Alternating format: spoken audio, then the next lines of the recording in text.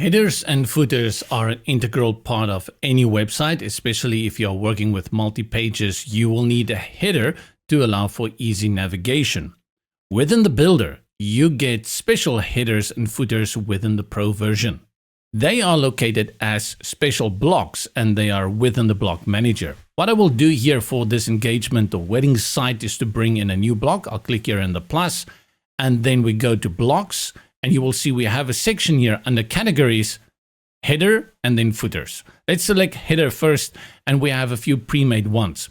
Though they are pre-made, they come in a block with special features that allows you to apply it with conditions across your site. Let's go for a simple one. I'll choose this one here at the top, and by selecting it, it drops in here. And then what I'll do, I'll go to the reorder sidebar and drag it to the top. That's where the header should be. Let's have a quick look at what do we have here. Technically, it is a block, but it is a block with special functionality. Go all the way to the left where you see menu and select that. First of all, your header can be sticky, and by default, it is set to sticky. Sticky means that the moment someone scrolls down, like I'm going to do now, you're going to have this header that pops out at the top that sticks to the top. This is actually entirely separate to the main header, and you can style it out completely differently to suit your sticky needs. Next to sticky, you have static, which means it will remain at the top, and as I scroll down, it disappears. The last one is fixed, and fixed means it will stay at the top as we scroll down. Let's put it back on static and then look at the other options that we have here. This is very important when we come to the assignment of the conditions of the header, because now, instead of creating a header every time for each and every page, we're simply just going to assign it across our site. And for that, we're going to select Make it Global. Once we have done that, we can select on which pages we want it to display. And I'm going to go ahead and select All, because I want this header to apply across my site. And that's it. Save it, and then close out. And now this header will appear on each and every new page you create, as well as pages you've already created. All the styling features that you need for a header appears here. You can upload an image to the background. You can change the color.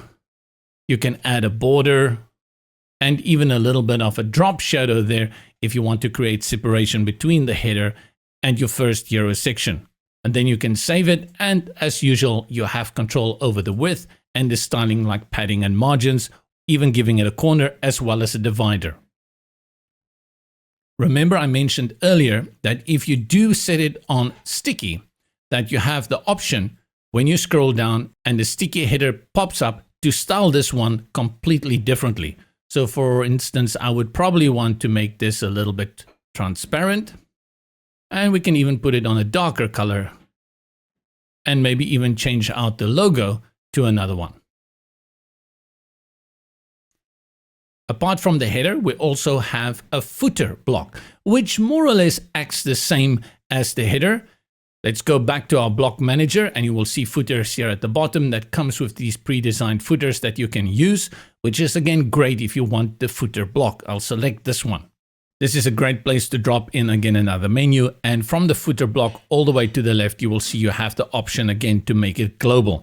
You also have the other options to include the membership and multi-language. In this case, because we want to apply it to each and every page, we're going to select Make it Global, and then we can again put it on All.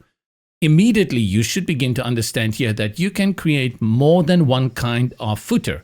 Two great blocks to your disposal to make your websites truly pop out. That is the header block as well as the footer block.